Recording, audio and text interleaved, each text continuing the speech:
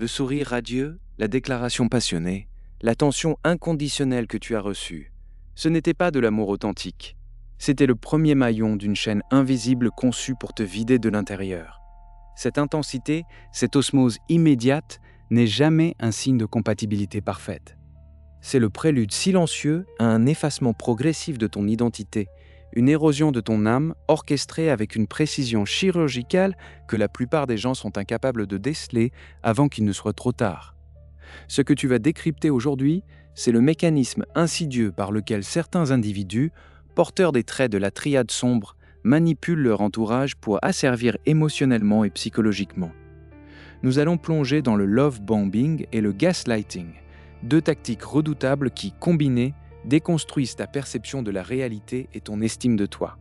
Comprendre ces stratagèmes n'est pas seulement une question de curiosité, c'est une nécessité vitale pour protéger ton bien-être mental et pour déjouer les pièges qui se dissimulent sous l'apparence de l'affection la plus pure.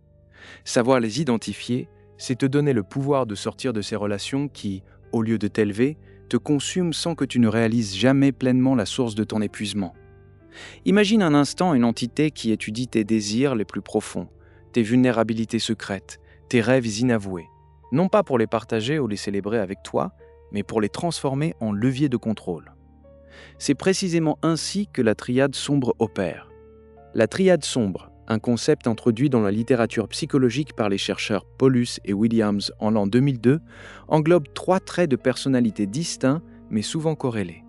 Le narcissisme, le machiavélisme et la psychopathie subclinique. Le narcissisme, c'est cette grandiosité, ce besoin incessant d'admiration et ce manque d'empathie. Le machiavélisme, c'est la tendance à la manipulation stratégique, à l'exploitation d'autrui pour son propre bénéfice.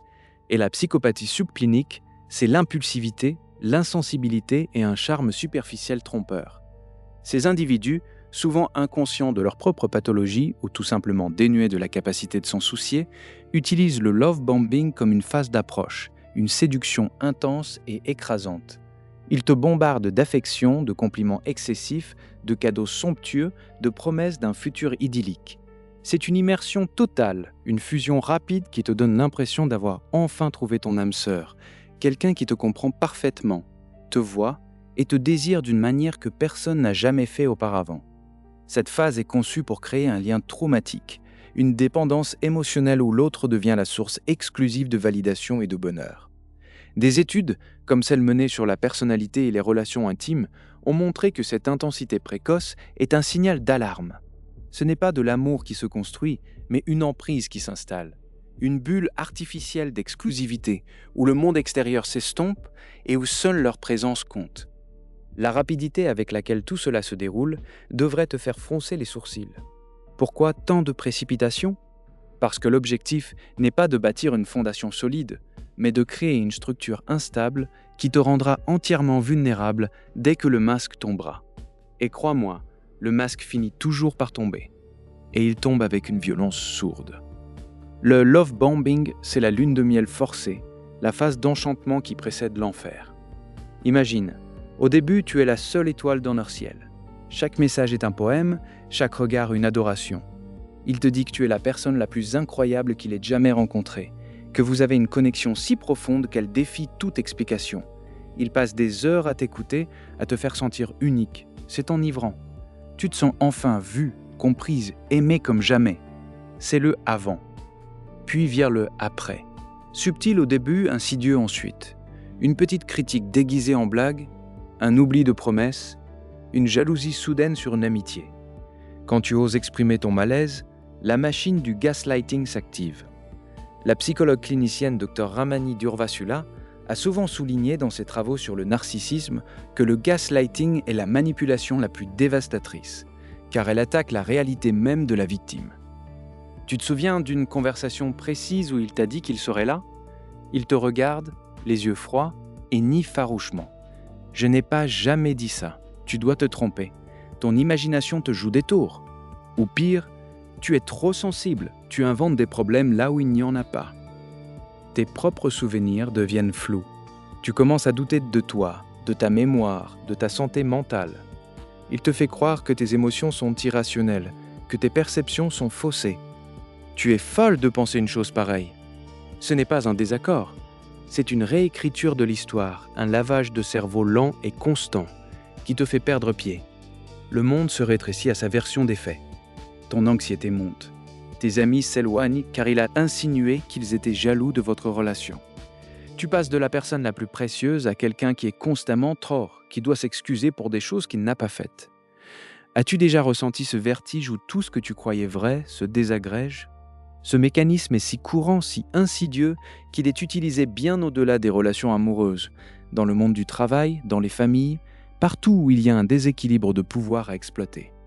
C'est une technique qui vide la victime de son essence, la transformant en une coquille vide, dépendante de l'approbation du manipulateur, pour savoir ce qui est réel. Il te donne juste assez de miettes d'attention, un bref retour au love bombing initial pour te maintenir dans l'espoir, pour renforcer l'idée que si seulement tu changeais, si seulement tu étais meilleur, l'amour reviendrait. Mais cet amour n'a jamais existé. C'était une illusion. Alors, comment naviguer dans cette obscurité et te protéger ? La première chose, c'est de faire confiance à ton intuition et au rythme de la relation.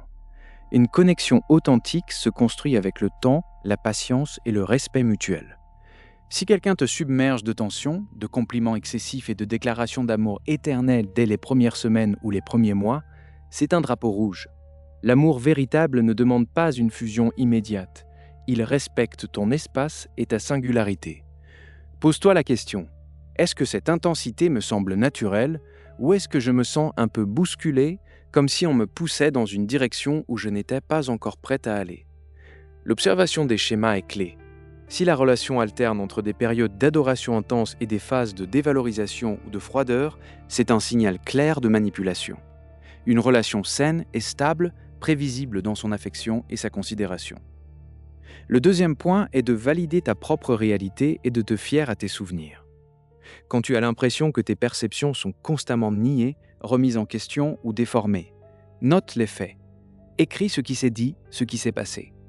Si quelqu'un nie avoir dit ou fait quelque chose que tu sais pertinemment être vrai, confronte-le avec des preuves factuelles si possible.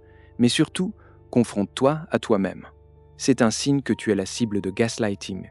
N'accepte jamais qu'on te dise que tes émotions sont folles ou exagérées. Tes émotions sont valides. Ne laisse personne te définir ou définir ta réalité.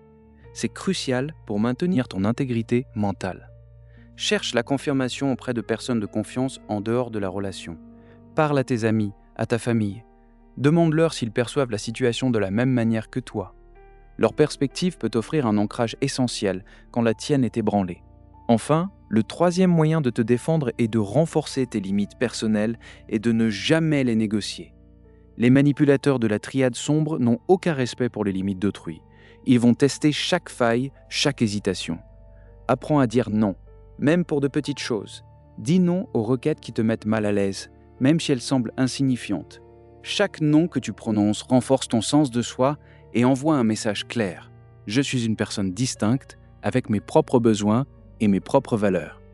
Si tes limites sont constamment ignorées ou violées, c'est un signe qu'il ne s'agit pas d'un simple malentendu, mais d'un schéma de contrôle. Une fois que tu as posé une limite, tiens-y fermement. C'est ton bouclier. C'est ta déclaration d'indépendance émotionnelle. Après avoir percé à jour ces stratagèmes, tu ne pourras plus jamais envisager une relation avec la même naïveté. Les déclarations d'amour trop intenses, les compliments excessifs qui sonnent faux, l'impression d'être submergé d'attention au tout début d'une rencontre, tous ces éléments prendront une nouvelle dimension, celle d'un potentiel avertissement. Tu découvriras un filtre subtil qui te permettra de discerner l'affection sincère de l'intention manipulatrice. Tu verras que même les gestes d'amour les plus grandioses peuvent cacher un agenda sombre. Cette compréhension te rendra plus résiliente, plus consciente des dynamiques de pouvoir cachées dans les interactions humaines et beaucoup moins susceptible d'être prise au dépourvu. Ton regard sur le monde social va changer, révélant des motifs que l'innocence te cachait auparavant. Le savoir que tu viens d'acquérir est un outil puissant, une armure, dans un monde où l'ombre de la manipulation guette souvent là où l'on s'y attend le moins. N'oublie jamais ce que tu as appris sur le love bombing et le gaslighting et sur les esprits qui les emploient.